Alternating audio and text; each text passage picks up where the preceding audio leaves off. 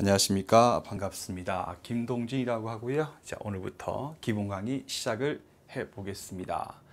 자, 민총부터 할 건데 먼저 여러분들 이 기본 강의를 듣기 이전에 제가 이제 인문 특강 한 게 있어요. 인문 특강 많지도 않습니다. 그래서 40분짜리 총 6강이거든요. 마음 먹으면 한 이틀이면 충분히 들을 수가 있으니까요. 이거 꼭 먼저 듣고 기본 강의를 수강하시길 부탁드리겠습니다. 그럼 저는 이제 인문 특강 때 했던 내용을 발전시키는 방식으로 연결해가지고 강의를 진행할게요. 두 번째, 여러분들 예습은 어떻게 할 것이냐? 크게 기대하지 않습니다. 여러분들 그 밑줄 영상 있거든요. 밑줄 영상 보시고 밑줄 그으시면서 뭐라고 하노? 하면 한번 쭉 그냥 밑줄 그으시면서 대충 한번 읽고 들어오시면 됩니다. 그 이상은 필요 없습니다.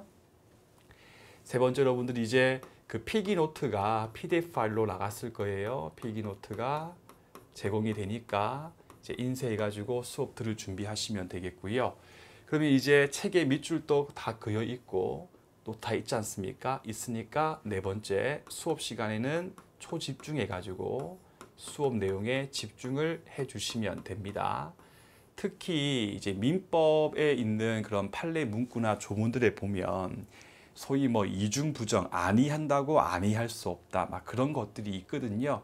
그런 것들이 나중에 이제 혼자서 해독을 할 때에 시간이 걸리는 부분이기 때문에 제가 이제 이미 밑줄이 그려 있으니까 제가 수업 시간에 풀어가지고 해석해서 제가 읽어드리면 좀 필요한 부분이라면 샤프 등을 이용해가지고 가피 등을 하시면서 수업을 들으시면요, 나중에 해독 올리실 때 많은 도움이 될 겁니다. 그리고 밑줄을 할 때 가급적이면 샤프나 또는 연필 가지고 밑줄을 긋기를 권해 드릴게요. 이렇게 이제 기본 강의할 때 샤프 또는 연필 가지고 밑줄을 긋고 그 다음 강의 들을 때 또 이제 색칠을 칠하면서 좀 해야 되는데, 처음부터 이제 색깔이 진한 펜으로 밑줄을 그어버리면 소위 덧칠을 할 수가 없거든요. 그러니까 처음에는 샤프나 연필 같은 것들로 밑줄을 그으시면 되겠습니다.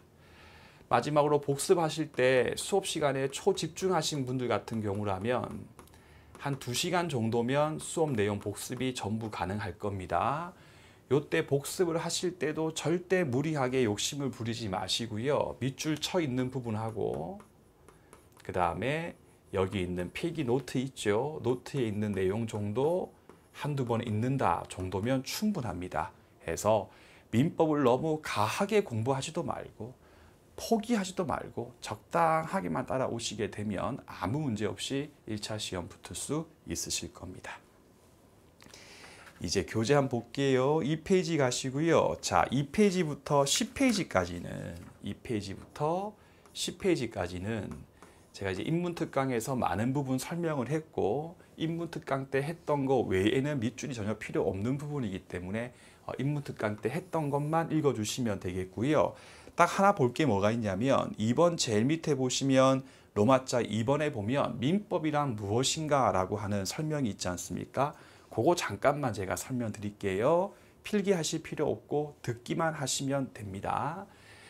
민법이라고 하는 것을 아주 다양하게 이제 분류를 하는데 이런 분류가 있어요. 자, 어떤 내용을 보고 민법인가 아닌가에 대해서 결정을 하자. 그 민법 내용이라고 하는 게 무엇인가 라고 했을 때에 제가 인문특강 강의를 할 때 이런 설명을 했어요. 인간들은 같이 살다 보면 분쟁이 생기고 그 무수히 많은 다양한 분쟁 중에서 재산관계에 대한 분쟁을 처리하기 위해서 존재하는 것이 민법이다 라고 했던 설명을 한 번 더 리마인드를 해보시고요. 따라서 어떤 규정이 꼭 민법에 있지 않고 다른 법에 있다 하더라도 그것이 재산관계의 다툼에 대해서 처리하기 위한 내용이었을 때는 실질적 의미의 민법에 해당하는 거예요. 실질적 의미의 민법에 해당하는 것이다. 그러므로 실질적이란 말은 내용을 보고 민법인가 아닌가에 대해서 보는 것을 말합니다. 그러면 그거 말고요. 즉 내용과 관계없이요. 그냥 민법 조문집 안에 들어있으면 다 민법이다 라고 해가지고 형식을 강조하면 것을 형식적 의미의 민법이라고 하는 거예요. 형식적 의미의 민법이다. 그러면 그 내용, 조문상 내용이 민법과 아무런 관련이 없는 것이라 하더라도 민법 조문집 안에 들어있으면 형식적 의미의 민법에 해당하는 것입니다. 그러면 이거 두 개의 개념에 대해서 끝까지 우리가 알 필요 전혀 없이 민법 제97조라고 하는 조문이 있는데 이 조문이 뭔지 알 필요 없습니다. 없는데 얘는요, 내용 자체는 민법이 아니에요. 내용은 민법과 전혀 관계없어요. 근데 민법 조문집 안에 있기 때문에 형식은 민법 조문 안에 들어있는 경우거든요. 그러면 이 민법 제97조의 경우는 형식적 의미의 민법에는 해당하지만, 맞죠? 실질적 의미의 민법에는 해당하지 않겠죠. 그러니까 우리가 딱 한 줄만 기억한다면 다 필요 없고요. 요거하고 요거는 서로 항상 동일한 것은 아니다 정도까지만 기억하시게 되면 아무 문제가 없으실 겁니다. 그래서 이번 제일 끝에 보시면 밑줄 쳐 있는 부분 있죠. 양자, 얘랑 얘가 서로 동일한 것은 아니다까지 한 줄만 간단하게 기억을 하시면 되겠습니다. 됐고 쭉 넘기시고요. 그 인문 특강 때 했던 거 한 번 더 쭉쭉쭉 읽어보시고 우리 교재 11페이지 가신 다음에 이제 본격적으로 민법 공부를 해보도록 할게요. 민법의 법원이라고 돼 있고요. 제1조에 보시면 제가 앞으로 조문을 읽을 때 이렇게 끊어서 읽으세요 하면 이렇게 샤프로 끊으면서 읽으면 좋아요. 자, 민사에 관하여 한번 끊으시고 그게 민법적인 법률상 다툼, 즉 재산관계 등의 분쟁이 있었을 때는 이렇게 읽으면 돼요.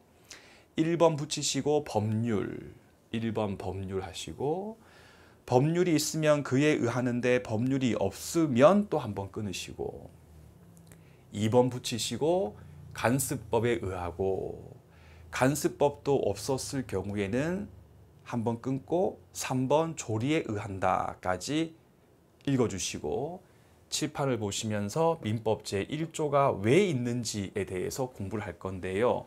기본 강의할 때 물론 모든 조문을 다 그렇게 공부할 수는 없겠지만 중요한 조문의 경우는요. 처음부터 그냥 달달달 외우겠다라고 생각하지 마시고요. 그 조문이 왜 필요한지 어떤 의미에서 존재 의의가 있는지에 대해서 먼저 이해를 하고 그 다음에 반복해서 조문을 읽어주시면 아주 좋습니다. 자, 민법 제1조가 존재하는 이유가 뭐냐? 다시 갑이 원고다. 즉 갑이 소를 제기했습니다. 인문특강 또 올려주시고 소 제기를 한자고 그 다음에 을이 피고다. 피고는 뭐냐? 소 제기를 당한 사람이다. 소 제기를 당한 사람이다. 당한 자. 그래가지고 갑은 을에게 X라고 하는 주장을 해요. 판사님, 저 을한테 1억만큼 받을 권리가 있는데 을이 돈을 안 줍니다.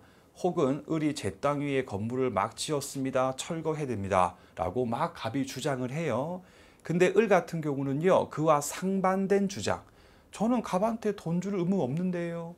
혹은 제가 지었던 건물은 적법하게 신축한 건물이기 때문에 저는 철거해 줄 의무가 없는데요. 라고 해가지고요. 상반되는 Y라고 하는 주장을 해가지고 갑하고 을 사이에서 다툼이 생겼을 때 다툼, 같은 말이 법률상 분쟁이 생겼을 때에 그 분쟁을 처리해주는 주체가 우리가 알고 있는 법원이거든요. 그럼 법원은 이제 모든 걸 다 조사해가지고 갑하고 을 중에 누구의 말 주장이 옳은지에 대해서 판단을 이렇게 하게 됩니다. 그래가지고 갑의 주장을 중심으로 갑의 말이 옳다면, 즉 갑의 주장의 이유가 인정된다면 우리가 민법 공부할 때 청구 인용 판결을 선고한다 라고 이야기를 하고요.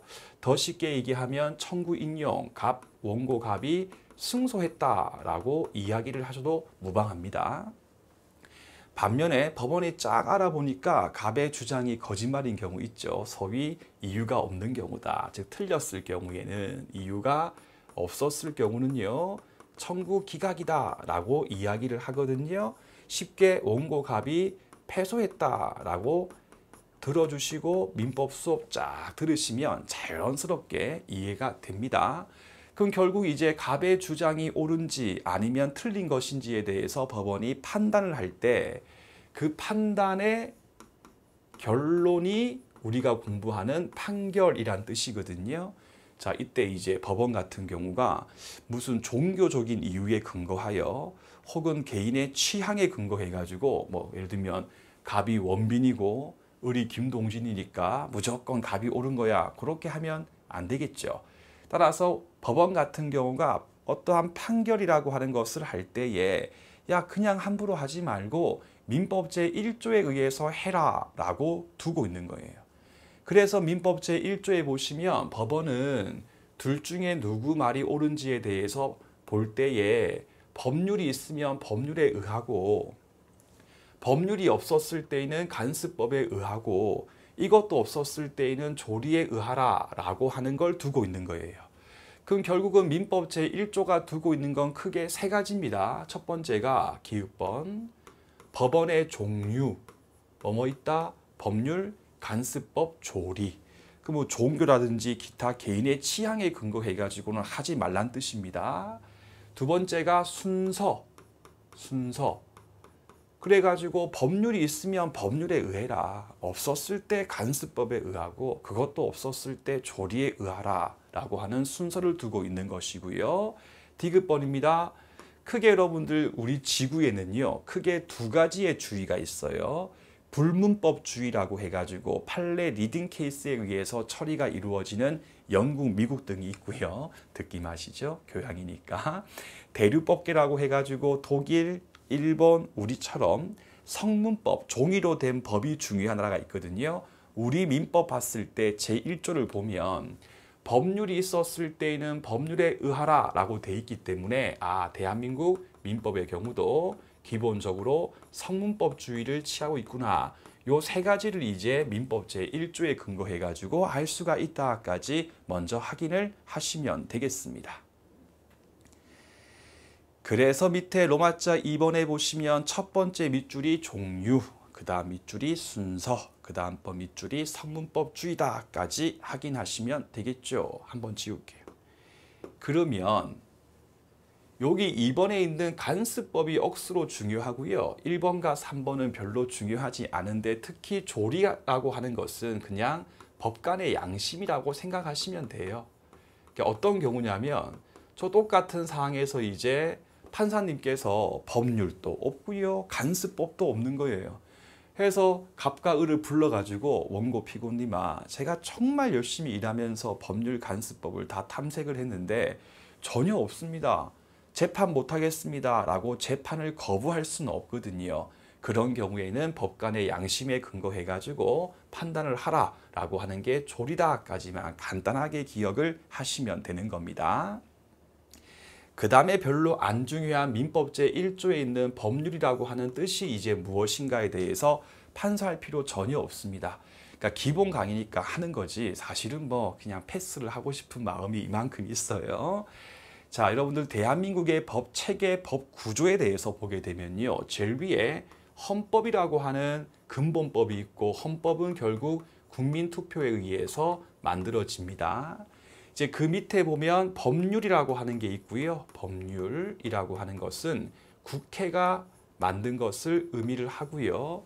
그 밑에 보시면 무슨 영이라고 해가지고요. 명령이라고 하는 게 있거든요. 총리령 같은 것들에서 행정부에서 그 밑에서 또 명령을 통해서 있고요. 또 그 밑에 보면 이제 뭐 조례라든지 또는 규칙 이런 것들이 존재를 하게 되는 거거든요. 그러면 민법 제1조에 있는 법률 같은 경우는요. 간습법이 아닌 종이로 된 거 다 포함해요. 그래서 이거 전부 다 포함돼요. 전부 다. 이거 전부 다 민법 제1조에 있는 법률에 포함이 됩니다. 그래서 밑에 목차 중간에 1번에 보시면 법률 돼 있죠. 한 줄 밑에 성문법을 가리키는 것, 명령, 규칙 등등등 다 포함이 된다라고 해주시고요. 자, 이제 우리 시험 범위가 아니기 때문에 출제하면 안 되는데 혹시 모르는 게 제일 위에 보시면 민법 제1조 밑에 민법 제185조 해가지고요. 물권 법정주의라고 하는 규정이 있거든요. 여러분들 물권이라고 하는 것은 근본적으로 타인한테 영향을 미치는 것이기 때문에 우리가 사적으로 함부로 막 만들면 안 돼요. 뭐 갑과 을이 커플 사이인데 내가 니한테 사랑권이 있으니 너는 다른 사람과 사랑하지 마라. 그런 거는 있을 수가 없는 거거든요. 해서 민법 제185로 한번 읽어볼게요. 물권은 법률 또는 간습법 외에는 우리가 사적으로 임의로 창설, 만들지 못한다 라고 하는 규정이 있습니다. 그런데 비교해서 딱 간단하게 민법 제185조 저기 있는 법률이라고 하는 단어는 민법 제1조의 경우와 달리 전부 다 포함이 아니고 얘는 국회가 만든 진정한 의미에서의 법률로 한정이 되는 거예요. 한정되는 것이다. 따라서 민법 제1조에 있는 법률은 다 포함되는데 민법 제185조에 있는 법률 같은 경우는요. 국회가 만든 진정한 의미에서의 이 법률에 한한다까지만 기억하시면 됩니다. 그래서 각주 3번을 보시고 비교 정리. 민법 제185에 따르면 물건의 종류 등은 법률 또는 간습법에 의해서만 된다. 민법 제185조의 법률은 민법 제1조의 경우와 달리 명령 규칙 같은 것들은 포함되지 않는다까지만 간단하게 정리를 하시면 되겠습니다.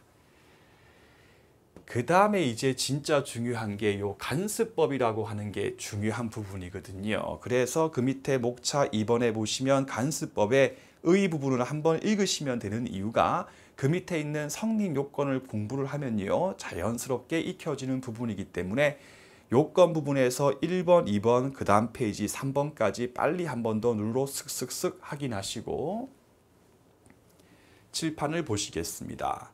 간습법으로서 인정이 되려면요. 일단 계속적으로 반복해온 간행이라고 하는 것이 존재하고요. 두 번째, 그렇게 해온 것을 대다수의 국민들이 야 그렇게 하는 게 법이야 라고 법적 확신이라고 하는 것을 부여하는 게 필요합니다. 물론 이제 헌법상 이야기이긴 한데요. 헌법에 보면 대한민국의 수도는 서울이다 라고 하는 규정은 없습니다.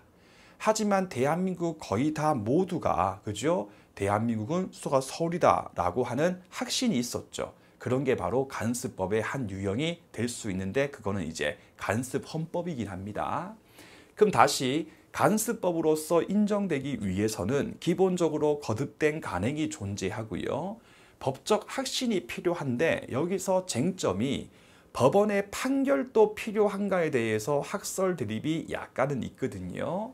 그래서 시간 순서의 그림을 보시면 대다수의 국민들이 계속 반복해가지고 그러한 행위를 했습니다. 그리고 야 그게 법 아니냐라고 하는 법적 확신까지 부여했습니다. 근데 문제가 뭐냐면 갑하고 을 중에서 갑 같은 경우는 판사님 저게 간습법 맞습니다 라고 하고 있고 을 같은 경우는 간습법이 아닙니다 라고 해가지고요. 그게 간습법인가 아닌가에 대해서 다툼이 생겼을 때도 결국 법원의 판결을 통해서 그게 간습법인가 아닌가에 대해서 나오게 되거든요. 그래가지고 법원 같은 경우가 야 그거 간 말대로 간습법이 맞다라고 하는 판결이 선고됐을 때에 그 간습법의 성립이 이루어지는 시점이 법적 확신이 있었을 때인지 아니면 판결인 때인지에 대해서 대립이 있게 되는 것입니다. 그런데 법원이라고 하는 존재 기관은요. 존재하고 있는 법에 근거하여 적용하는 기관에 불과한 것이지 법원이 임의로 입법기관이 아니기 때문에 법이라고 하는 것을 만들 수는 없는 것이거든요. 따라서 그 경우에 법원의 판결이라고 하는 것은 그 이전 단계에서 법적 확신을 얻었을 때 이미 성립해서 이미 존재하고 있는 간습법을 확인한 것에 불과한 것이지 판결을 통해서 간습법을 만드는 게 절대로 아닙니다. 그러므로 시험 문제에서 간습법의 경우 법원의 판결에 의해서 창설된다 하면 틀린 지문이고요. 또는 간습법의 경우 법원의 판결이 간습법의 성립 요건이다 라고 해도 틀린 지문입니다. 틀린 지문입니다. 그게 아니고 간습법은 간행이 존재하고 법적 확신까지 있으면 그때 성립하는 것이기 때문에 그 뒤에 있었던 판결은 이미 성립해서 존재하고 있는 간습법에 한 번 더 확인한 것에 불과하다까지 두 개를 잘 구분해 가지고 문제를 풀어주시면 되겠습니다. 그래서 11페이지 제일 밑에 요건 1번이죠. 거듭된 반복된 간행이 존재하고 요건 2번입니다. 법적 확신이 있었을 것. 그래서 그 다음 줄 법적 확신을 그 다음 페이지 제일 위에 얻었을 때 간습법으로서 인정될 수 있다. 그 뒤가 이제 판결까지 꼭 필요한가에 대한 부분이거든요. 제 끝에 보시면 법원의 판결은 간습법의 성립 요건에 해당하지 않는다 해서 존재하는 것을 확인하는 것에 불과하지 판결을 통해서 만들어지는 것이 아니다까지 꼭 기억을 하시면 되겠습니다. 그 다음에 3번 목차 헌법 등의 최상위로 하는 전체 법질서에 반하지 아니할 것, 위반되지 아니할 것, 같은 말이 부합했을 것까지 일단 들어주신 다음에 간습법으로서 인정되기 위해서는 전체 법질서에 위반하면 안 됩니다. 다시 법 구조를 보시면요. 제일 위에 헌법이 있고요. 그 밑에 법률이 있고요. 그 밑에 명령 규칙 등이 있다라고 했을 때 이 법률이 담고 있는 내용이 헌법과 봤을 때 헌법에 위반되는 경우 있죠. 헌법에 위반되는 경우에는 헌법재판소라고 하는 기관이 있어요. 헌법재판소에 의해서 위헌 법률 심판을 통해서 위헌 결정이 나오게 되면요. 법률의 효력이 이렇게 없어지는 겁니다. 그러므로 대한민국에 있는 모든 법률 등은요. 상위법인 헌법에 반하지 않았을 때에만 효력을 가질 수가 있는 거거든요. 그러므로 아무리 원래부터 존재했던 간습법이라 하더라도 지금 현재에 봤을 때 현재 법질서의 이념 등에 반했을 경우는요. 더 이상 효력을 인정할 수가 없는 겁니다. 따라서 간습법으로서 지금 또 효력을 가지고 인정되기 위해서는 전체 법질서에 위반되지 않았을 것이 필요하고 전체 법질서에 위반됐을 때는 더 이상 효력이 인정될 수가 없는데 어떤 경우인지는요. 그 밑에 있는 판례 박스 있죠. 제가 그때 설명할 거니까 조금만 참으시면 되겠습니다. 일단은 전체 법에 반하지 않았을 것까지 확인하시고요. 그래서 12페이지 제일 위에 보시면 3번 목차 읽으시고 첫 줄, 두 줄 헌법 등 전체 법질서에 반하지 않아야 하는 것이다.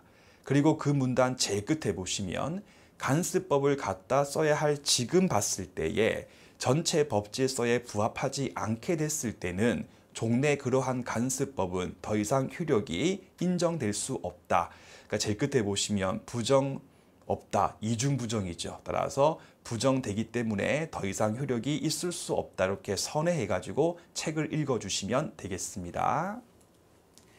그 다음에 3번 가시면 효력인데요. 자, 성문법도 존재하고 간습법도 존재하는데 성문법을 보니까 A라고 돼 있고 간습법 보니까 B라고 돼 있는 경우 있죠. 그래가지고 A하고 B 사이에서 충돌됐을 때 둘 중에 어떤 거에 의해서 처리를 할 것인가 라고 하는 문제인데요. 민법 제1조에 보시면 법률이 없으면 간습법에 의한다. 그럼 법률이 있었을 때에는 예에 의한다. 따라서 이 둘 사이에서 충돌됐을 때는요. 성문법에 의해서 처리가 이루어지고 간습법이 아니다.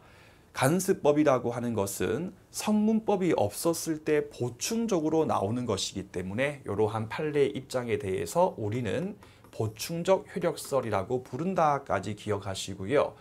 대등적이라고 하면 틀린 지문이다 정도까지만 기억하시고 제가 뒤에 다시 한 번 더 설명을 드리게 될 겁니다. 다시 교재 보시면 12페이지 가시고 그 중간에 있는 판례 있지 않습니까? 이 판례가 매우 중요한 판례니까요. 꼼꼼하게 틀린 지문까지 제가 미리 다 알려드릴 테니까 잘 정리를 해두시면 될 거예요. 자, 종중이 있지 않습니까? 뭐 김씨 종중 이런 종중에 종중의 구성원을 종중원이라고 부릅니다. 근데 문제는 뭐냐면요. 무슨 종중이 있었을 때 종중원이 될 수 있는 분들이 누군지에 대해서 우리나라에 별도의 법률이 전혀 없어요. 그럼 법률이 없었을 때에는 간습법에 의하는 것이기 때문에 종래 간습법의 경우는 종중원은 성년인 남성만 될 수 있다라고 하는 간습법이 원래 존재했었습니다. 원래 있었습니다. 그러니까 똑같은 후손인데 딸 같은 경우는요. 될 수가 없었거든요. 그렇게 시간이 한참 지나가지고요. A 종중 소유의 가령 X라고 하는 토지가 있었을 때 토지가 수용이 돼가지고 수용보상금이라고 하는 돈이 나옵니다. 수용보상금. 그 지금까지는요. 이 수용보상금에 대해서 종래 간습법에 의해 가지고 똑같은 후손인데 아들이었던 갑에게만 분배를 해주고요. 딸 같은 경우는 종중원이 아니었기 때문에 수용보상금에 대해서 분배를 안 해준 거였어요. 그래가지고 을칙이 빡쳐가지고 아니 똑같은 후손인데 왜 남녀라고 하는 성별 차이에 근거해가지고 이렇게 차별 대우하느냐. 이건 말도 안 되는 거다라고 하면서 을측이 종중원 지위의 학위를 구하는 소송을 제기해가지고 이 판례가 나오게 된 겁니다. 하니까 다시 종래 과거의 간습법에 의했을 경우에는 후손 중에서도 성년인 아들들만 될 수가 있었고 성년이라도 여성분들 같은 경우는 종중원이 될 수가 없었어요. 그러니까 판례가 야 현재 한번 보자. 지금 현재 봤을 때 이렇게 똑같은 후손인데 성별에 근거해가지고 아들에게만 종중원의 지위를 인정을 하고 딸들한테 부정하는 것은 현재 전체 법질서 즉 남녀 평등이라고 하는 이념에 위반된다. 그러면 종래 원래 존재했던 간습법도 지금 현재의 전체 법질서에 부합하지 않는다. 같은 말이 전체 법질서에 위반된다와 같은 말이에요. 그럼 다시 여러분들 그 12페이지 중간에 있는 박스 바로 위에 있는 두 줄 다시 읽으세요. 읽으시고 지금 현재 전체 법질서에 부합하지 않게 됐을 경우에는 효력을 인정할 수 없다.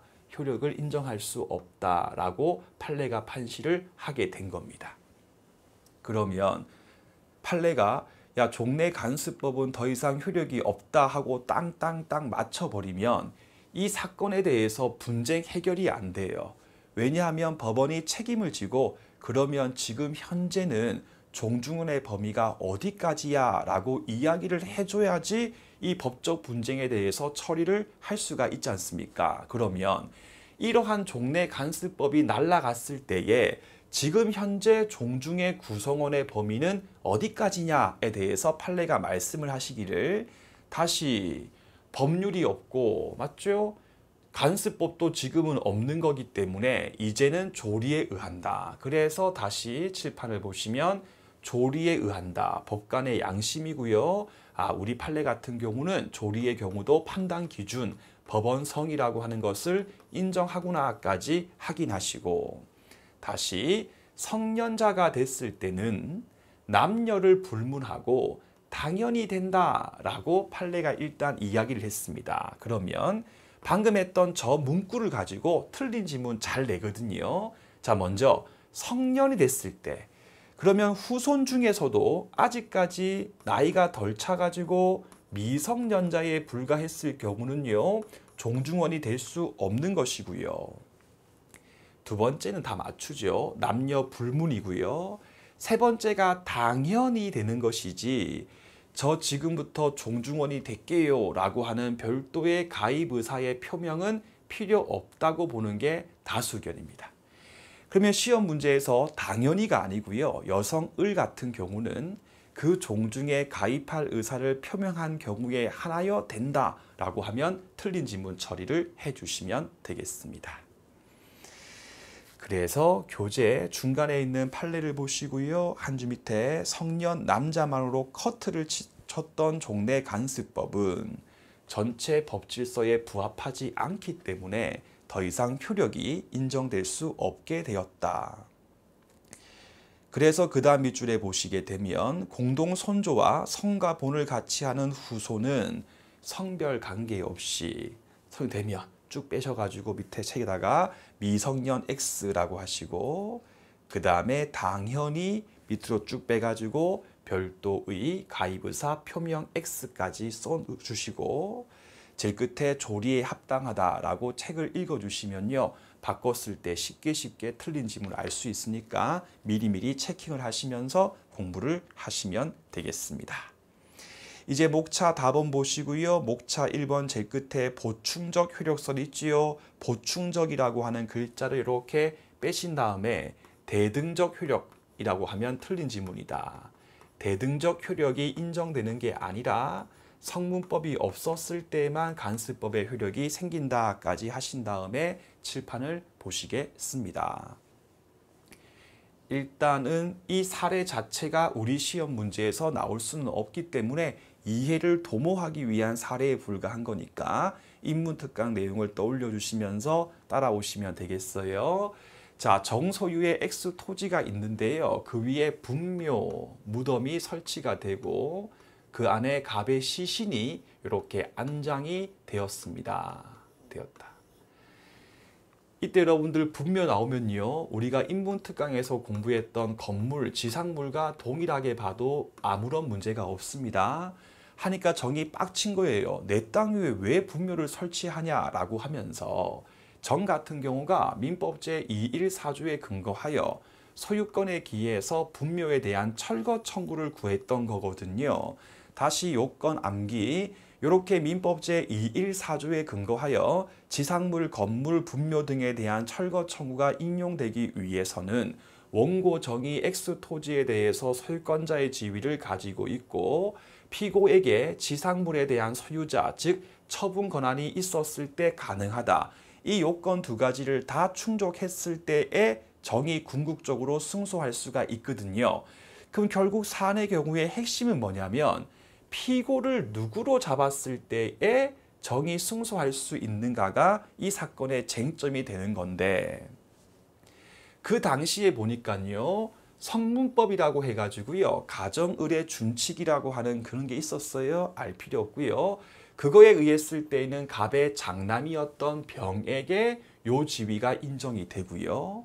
말고 간습법에 의했을 때에는 사망했던 갑의 남편인 배우자 을한테 요 지위가 인정이 되거든요.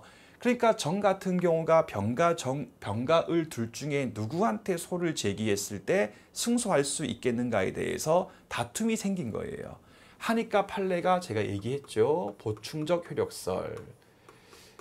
그래가지고 둘 사이에서 충돌됐을 때는 간습법에 의하는 게 아니고 성문법에 의해서 처리를 하라라고 하는 게 판례의 입장이다. 따라서 판례 입장 보충적 확인하시고요. 요거에 근거해가지고 남편이었던 을이 아니라 갑의 장남이었던 병을 상대해가지고 소를 제기했을 때 정의 승소할 수 있다까지 이해를 하시면 되겠습니다. 그 다음에 목차 밑에 있는 2번 있지 않습니까?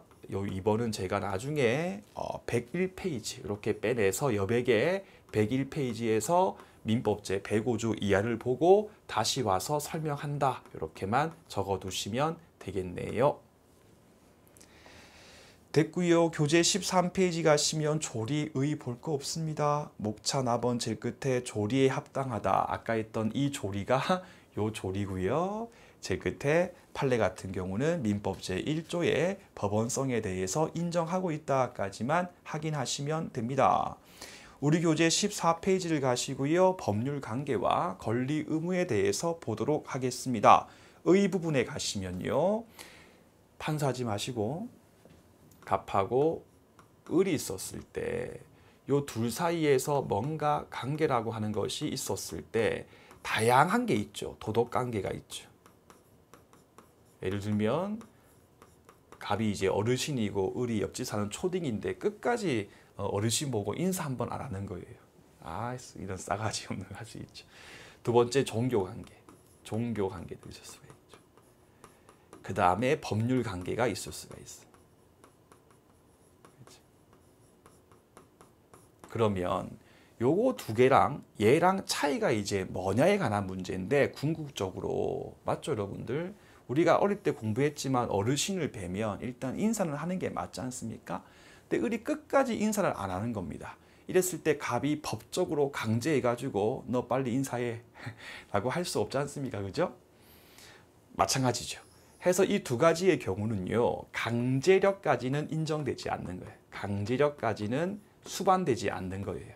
대신에 이제 가정교육 같은 거를 이야기할 수 있겠죠. 그런데 법률 관계라고 하는 말은 같은 말인 게 권리 의무 관계와 같은 말이에요. 권리 의무 관계. 가령 갑하고 을 사이에서 갑이 을한테 돈 1억 원을 대여했을 경우에는 나중에 변제이가 도래했을 때 을은 갑한테 돈을 갚아줘야 될 의무를 지고요. 갑을 을에게 돈 갚아줘 라고 할 수 있는 권리를 가지고요. 을이 갑한테 돈을 갚지 않았을 때가 채무 불이행이고요. 그럼 갑은 을한테 소송을 해가지고 승소해가지고 을 소유의 아파트 등에 대해서 집행 등을 할 수 있는 강제력까지 수반했을 경우를 우리는 법률 관계라고 부르는 거고, 우리는 이 두 가지에 대해서 공부하는 게 아니고 요거에 대해서 공부를 하는 것이다. 그러면 법률 관계에서 우리가 좀 비교해서 정리할 게 어떤 게 있냐면 저기 칠판을 보시면 호의 관계라고 하는 게 나오거든요. 호의 동승이라고 바꿔서 읽어도 우리가 시험 공부할 때 아무런 지장이 없습니다. 어떤 경우냐? 커플인 경우 또는 친한 친구들 한번 떠올려 보신 다음에 법적으로 갑이 자기 차량에 을을 태워줄 필요가 없었어요. 근데 커플이 해가지고 어디 여행 가거나 혹은 친한 친구니까 잠깐 태워준 경우 있지 않습니까? 그랬을 때가 이제 호의 동승이거든요. 근데 문제는 뭐냐면 갑이 호의로서 을을 태웠는데 갑이 이제 가실, 졸음등이 와가지고 운전 실수를 해가지고 교통사고가 생긴 경우 있지 않습니까? 그랬을 때 을이 갑한테 어떠한 책임을 물을 수 있는가 없는가에 대해서 지금부터 검토를 해보도록 하겠습니다. 자, 먼저 칠판을 보시면요. 우리가 이제 궁극적으로 민법 공부를 다 했을 때 손해배상 청구도 참 다양하게 있는데 크게 대표가 4가지가 있는데 지금은 3번, 4번은 그냥 그런갑다. 이거 두 개는 그냥 신경 쓰지 마시고요. 위에 있는 1번과 2번까지만 지금 오늘 수업 들을 때 집중해서 잘 따라오시면 되고 이제부터 인문특강 내용을 땡겨와서 설명을 드리겠습니다. 자, 먼저 여러분들 을이 갑한테 다른 건 모르겠고요. 을이 갑한테 계약상 채무 불이행을 이유로 배상 청구를 할 수 있는가 없는가에 관한 부분이거든요. 자, 이렇게 채무 불이행을 이유로 배상 책임을 물을 수 있는지 없는지를 우리가 본격적으로 공부를 하는 시점은요. 채권 총론 파트에 가가지고 민법 제 390조에 대해서 공부를 할 때 다시 배웁니다. 하지만 우리는 충분히 많이 배웠어요. 뭘 배웠냐? 계약상 채무 불이행을 이유로 배상 책임을 물으려면 일단 기본적으로 갑이 을한테 계약상 채무를 지고 있었을 때, 갑이 을한테 계약상으로 해줄 의무 채무가 있는데 안 했을 때 왜 안 해주니? 라고 하면서 배상 책임을 물을 수가 있는 거거든요. 그러므로 계약상 채무 불이행을 이유로 배상 책임을 을이 갑한테 물을 수 있는가 없는가는 가장 먼저 갑하고 을 사이에서 계약이 성립되고 성립된 계약이 유효했을 때 이게 나올 수가 있는 거예요. 그러면 첫 번째 경우 처음부터 갑하고 을 사이에서의 계약이 불성립이 됐으면 처음부터 을이 갑한테 계약상 권리가 없기 때문에 그것의 불이행을 이유로 배상 책임 물을 수가 없겠죠. 또는 계약이 성립된 사실이 인정된다 하더라도 갑하고 을 사이에서의 성립된 계약이 2단계로 갔을 때 유효한 게 아니고 처음부터 무효이거나 취소가 있어가지고 취소해가지고 소급 무효가 됐을 때도 유효한 게 아니니까 청구할 수가 없는 것이겠죠.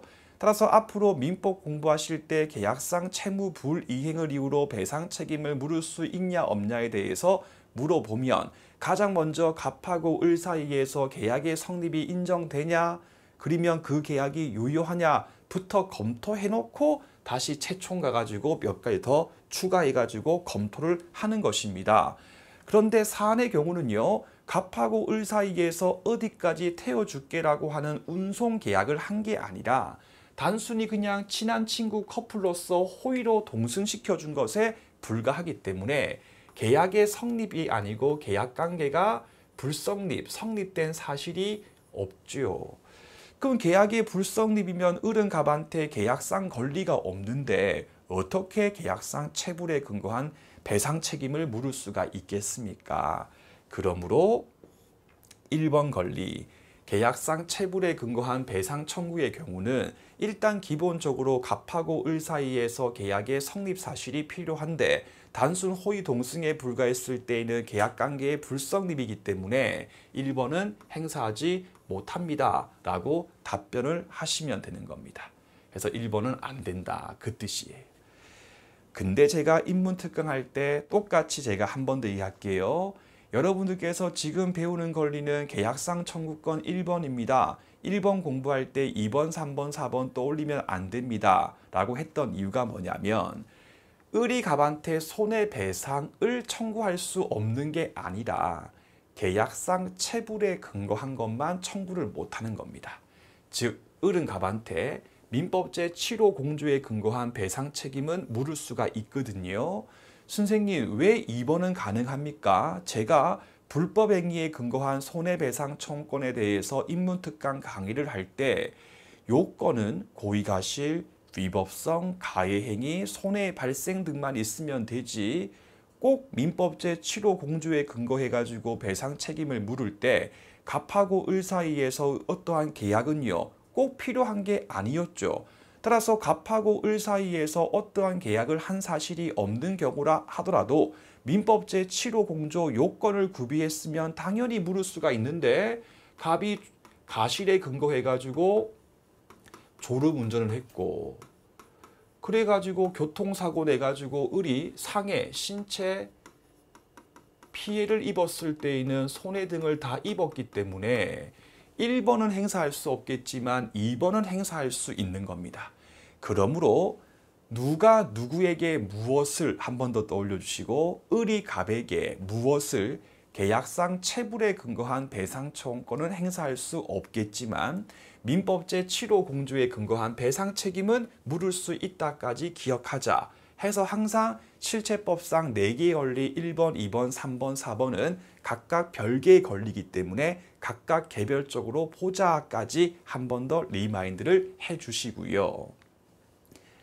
사안의 경우에 원고 을이 피고 갑에게 소송을 제기했는데 을이 뭐라고 했냐면 판사님 갑이 저한테 계약상 체불을 했습니다. 1,000만 원만큼 손해배상금 지급을 명해주세요. 이렇게 소송을 제기했습니다. 이랬을 때 우리 법원이 내릴 결론은 무엇입니까? 했을 때 을의 주장의 이유가 인정되면 청구 인용, 을 주장에 이유가 없었을 때는 청구 기각. 방금 봤죠? 1번상 권리는 원고 을에게 인정되지 않기 때문에 원고 청구는 기각시켜야 하는 겁니다. 근데 이 순간에 이런 생각이 드시는 분들 계실 겁니다. 갑이 을에게 비록 1번의 권리는 행사할 수 없겠지만 2번 민법제 7호 공조에 근거해가지고는 배상청구권 가지고 있기 때문에 2번에 기초해가지고 법원이 인용 판결 선고해야 되는 거 아니야 라고 하는 생각이 드시는 분들은 민소법상 처분권주의라고 하는 말이 있어요. 그래서 여러분들이 지금 2차 선택 과목 할 때 민소법을 다 하시는 게 아니니까 제가 이제 민법 이해할 때 필요한 만큼만 설명할게요. 여러분들 법원은 당사자가 즉 원고 피고가 원고하고 피고 등이 신청한 사안에 한해서만 신청한 것에 대해서만 심리를 하고 판단을 하는 거예요. 신청한 것만. 그럼 지금 현재 을이 신청을 구한 거는 다른 게 아니고 판사님 저 갑에게 1번 계약상 체불에 근거한 배상 청구권이 있습니다까지만 했기 때문에 법원 같은 경우도 을에게 1번상 권리가 있는가 없는가까지만 심리 판단해가지고 판결 선고할 거지, 법원이 알아서 원고 을아 너에게는 1번 권리는 없지만 우리가 알아보니까 2번 권리는 있네, 우리가 2번 권리에 기초해가지고 원고 을 너 청구에 대해서 인용해줄게 라고는 절대 하면 안 됩니다. 그래서 민법 공부할 때 누가 누구에게 무엇을, 그 무엇을 항상 잡고 민법 판례에 대해서 공부를 해야지 모순되는 내용이 없어지는 거예요. 근데 두리뭉실하게 을이 갑한테 배상 책임 물을 수 없다라고 외워버리시면 시험 문제에서 2번에 기초해가지고 물을 수 있는가 없는가에 대해서 묻고 있는데 혼자 없다 해버리고 틀려버리면 안 되겠지요. 따라서 이것도 기억하시고, 요컨대 을 원고가 2번에 기해서 소를 제기한 게 아니라 1번에 대해서만 지금 신청을 구했기 때문에 1번이 없으면 그냥 기각이지, 법원이 알아서 서비스 차원에서 원고님아 1번은 없지만 2번 있으니 봐드릴게요 인용, 절대 그렇게 판결을 선고할 수 없다까지 함께 이해를 하시면 되겠습니다. 그래가지고 14페이지 제일 밑에 보시면 위반시 휴가에 1번과 2번 지금 제목에 밑줄이 있지 않습니까? 밑줄이 있으면 1번이 1번 계약상 책임의 문제고요.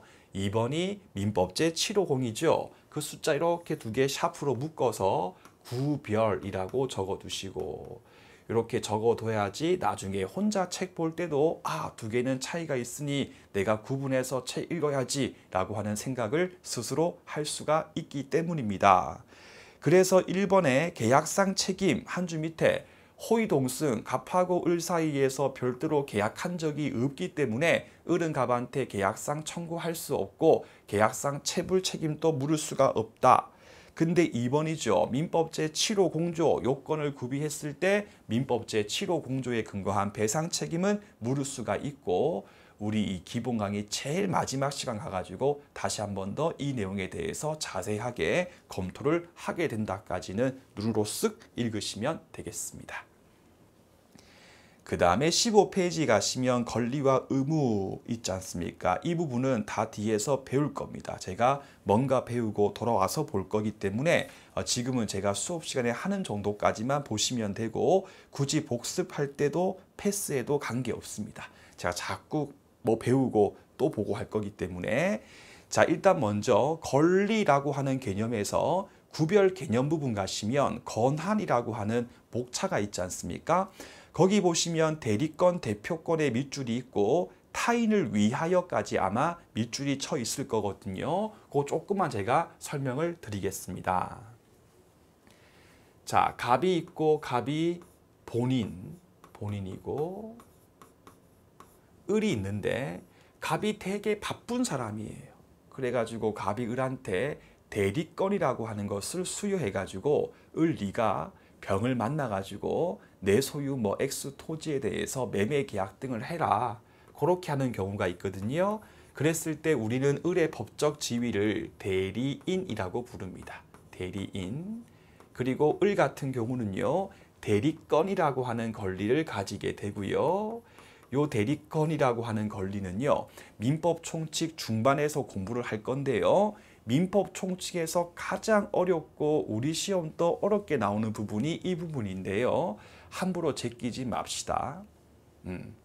이랬을 때 이제 을이 병을 만나가지고, 을이 이렇게 병을 만나가지고 미팅을 해가지고 다 뒤에서 배울 거니까 듣기 마세요. 제가 을입니다. 앞에 병이 있어요. 병님아, 저 본인 갑의 대리인 을인데요 라고 밝히면서 뭔가 계약을 하게 됩니다.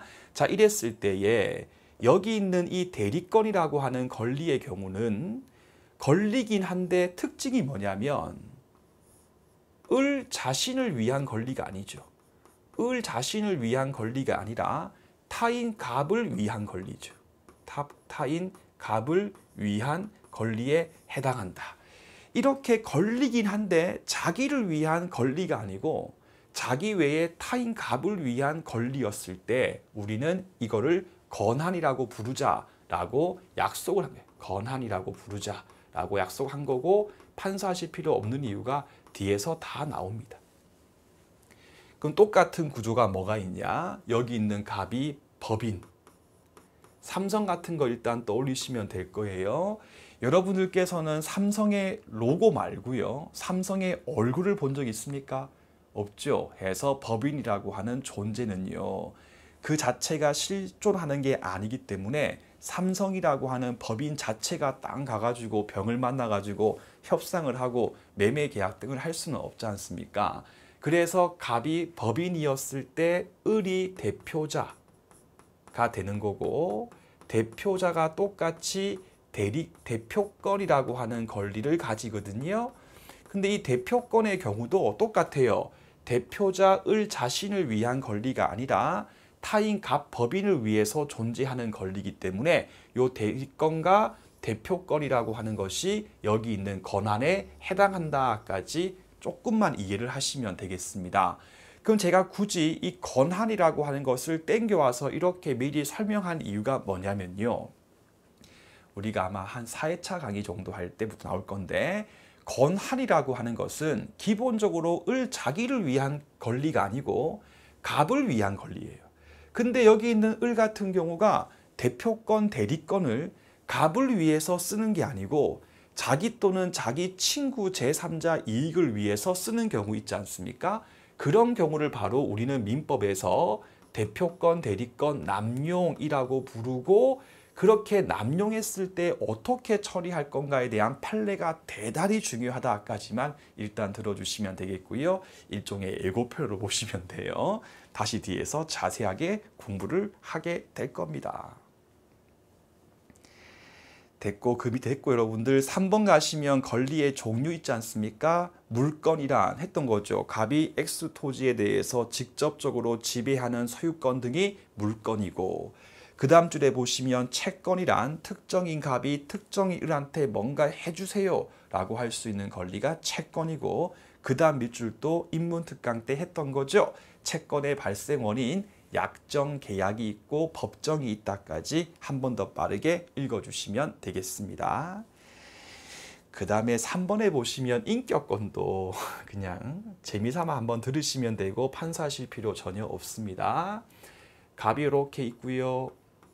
을이라고 하는 신문사 혹은 뭐 언론사, 방송사도 있을 수 있죠. 있는데 이때 이제 을 같은 경우가 갑의 인격을 침해하는 보도 등을 할 때에 일단 보도했어요. 뭐 갑이 나쁜 짓을 했다. 근데 그 뒤에 갑이 이제 억울해가지고 소송을 제기해가지고 그게 이제 허위인 사실이 판명됐을 때 다시 이제 을 측에서 우리가 그때 보도했던 기사는 가짜입니다. 잘못된 것입니다. 라고 후속 보도를 해도 우리 대한민국 사람 같은 경우는 그 앞에 있었던 거, 갑이 잘못했다, 갑이 뭐 범죄를 했다 라고 하는 사실만 기억하지 그 뒤에 있었던 보도의 경우는 주로 잘 기억하지 않는 그런 좀 특징이 있지 않습니까? 해서 일단 갑한테 인정되고 있는 그 인격권이라고 하는 것은 특징이 뭐가 있냐면 한번 얘는 침해돼 버리면 그 뒤에는 다시 원상복구 구제하는 것이 되게 힘든 곤란한 그런 특징이 있죠. 곤란한 특징이 있다. 그러니까 인격권이 침해당하기 전에 인격권을 침해할 수 있는 잘못된 보도 등을 하기 전에 미연의 갑이 을에게 사전적으로 또는 예방적으로 야, 그 보도는 잘못된 거니까 하지 마라 라고 금지를 청구할 수 있는 권리를 갑한테 인정한다. 왜? 일단 보도해버리면 나중에 갑을 어떻게 구제할 수가 없는 특징이 있기 때문이다까지 확인하시면 되겠습니다. 그래서 밑줄 친 부분 이러한 특수한 사유가 있기 때문에 미리 구제하기 위한 방법으로서 침해 행위를 하지 마라 라고 할 수 있는 권리를 갑한테 인정하고 있다까지 한 번 정도만 읽어주시면 되겠습니다. 그 밑에 있는 나본도 지금 보실 필요 전혀 없고 다 뒤에서 배울 겁니다. 16페이지에 보시면 상단에 목차 3번에 보시니까요. 형성권 해가지고 동의권, 취소권, 추이권 등등등이 나와 있지 않습니까? 다 뒤에서 배울 거기 때문에 오늘은 그 중간에 끼어 있는 취소권 가지고만 관련 내용을 이해하시면 충분할 겁니다. 그래서 칠판을 보시겠습니다. 다시 인문특강 계약상 청구권 2단계에서 1번이 유효, 2번이 무효, 3번이 취소 사유가 있었을 때는 일단 유효한데 취소하면 소급 무효, 맞죠? 거기 있는 취소하면이 정확하게 얘기하면 취소권자가 적법하게 취소권을 행사하면 이란 뜻이거든요. 물론 뒤에서 계속 배울 겁니다. 그걸 가지고 형성권이라고 하는 무소원 권리에 대해서 지금부터 살펴보도록 할게요. 자, 갑 같은 경우가 지금 현재 미이다. 그럼 대충 배웠지만 다시 취소 사유 3가지 한번 떠올려 보세요. 간단하게 계속 해야지 익혀집니다. 민법제 5조에 근거해 가지고 미성년자가 엄마 아빠 법대의 동의를 받지 않고 계약했을 때 일단 유효한데 취소할 수 있었고, 민법제 109조에 근거해 가지고 착오에 근거해 가지고도 취소할 수가 있었고요. 민법제 110조에 근거해 가지고 사기를 당했거나 강박을 당해서 의사표시했을 때에도 할 수가 있는 사유 3가지가 있었다. 중에서 요 위에 있는 민법제 5조 가지고 제가 지금 한번 형성권에 대해서 설명을 해보도록 하겠습니다. 그래서 갑 같은 경우가 을하고 매매 계약했는데 매매 계약할 때 갑이 이제 아이패드를 파는 매도인이었고 을이 매수인이었어요. 그런데 갑 같은 경우가 법정 대리인의 동의를 받지 않고 매매 계약을 했습니다. 그러면 민법제 5조에 근거해 가지고요. 갑하고 을 사이의 매매 계약은 일단은 유효하지만 민법제 5조에 근거해 가지고요. 취소할 수 있는 사유가 인정이 되거든요. 그럼 취소하기 전까지는 일단 유효하기 때문에 갑하고 을 사이에서 매매 계약했고 일단 유효하기 때문에 을은 갑에게 매매 계약의 목적물이었던 아이패드 내놔 달라 라고 할 수 있는 권리를 을이 갑한테 가지고 있었죠. 그런데 그 뒤에 갑이 민법제 5조 이하에 근거해 가지고요. 적법하게 취소권을 행사하면 취소권 행사에 의해서 취소하면 소급 무효가 돼버리거든요. 이랬을 때 취소권 행사할 때 갑이 을한테 야 내가 취소하겠다 라고 하면 되는 거지 상대방 을의 동의까지는 필요 없습니다. 즉 갑이 을에게 취소한다 하면 취소돼 버리는 거지 을의 동의, 승낙, 오케이는 필요 없거든요. 이렇게 상대방 을의 동의나 승낙이 필요 없는 의사표시를 우리 민법을 보게 되면 일방적인 의사표시라고 해요. 그러면 앞으로 민법 책을 읽으실 때 일방적인 나오게 되면 아 이거는 상대방 을의 동의나 승낙 따위는 필요 없는 것을 말하는 거구나 라고 생각하시면 되는 겁니다. 그래가지고 갑이 을한테 일방적으로 취소하겠다라고 해버리면 다시 갑하고 을 사이의 매매 계약이 소급 같은 말이 처음부터 무효가 돼버리죠. 그럼 원래 을은 갑한테 권리가 있었는데 갑이 일방적인 취소권 행사해버리면 매매 계약이 소급 무효가 돼버리기 때문에 을 갑에 대한 매매 계약상 권리가 소멸돼버리죠. 그래서 인문특강 변동이라고 하는 것은 발생, 그리고 변경, 그리고 소멸이라고 하는 것을 통칭하는 표현이었다. 그럼 권리가 있다가 소멸돼 버리니까 을의 법적 지위가 변동된다라고 할 수 있겠죠. 이렇게 갑의 일방적 의사표시에 의해서 법률 관계를 확 변동시킬 수 있는 권리를 형성권이라고 부르는 겁니다. 아시겠죠? 그러면 형성권의 경우는요. 아주 무서운 권리죠. 아주 무서운 권리다. 왜? 상대방 을의 동의나 승낙 없이도 을의 지위가 확 바뀌어버리니까. 그러니까 아무 때나 할 수 있는 게 아니고요. 반드시 형성권은 행사할 수 있는 법적 근거가 필요한 게 원칙인 거예요. 그래서 민법제 5조, 민법제 109조, 110조 따위에서 법적 근거를 두고 있는 거예요. 그러면 취소할 수 있는 근거로서 이러한 조문이 없었을 때는요. 여기 없는 조문에 근거해가지고 갑이 취소권 행사할 수 있냐 물으면 원칙은 없다라고 이야기를 하시면 되겠습니다.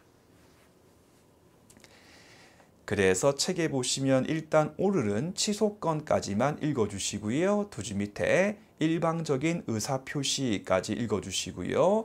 그 다음에 있는 밑줄은 민총 제일 뒤에 가서 다시 볼 겁니다. 아주 무서운 권리이기 때문에 상대방 을의 동의가 없는 이상 조건 따위를 붙일 수가 없고 일단 갑이 을한테 취소권 행사해서 소급 무효가 되고 난 뒤에는 임의로 제 끝에 철회하는 것도 안 된다. 철회. 갑이 을에게 취소할게 라고 해놓고 다음날 미안해 취소한 거 없던 걸로 할래 그냥 안 되는 거예요. 상대방 을의 신뢰를 보호하기 위해서 다만 다 뒤에서 나올 거니까 편안하게만 읽어주시면 됩니다. 목차 4번 여러분들 그 밑줄 친 부분 있지 않습니까? 전부 다 다시 또 뒤에서 배울 거니까 그냥 대충 읽고 넘기시면 되겠고요. 목차 답원에 보시면 기타 이하 부분은요 10분만 쉬었다가 다시 보도록 하겠습니다.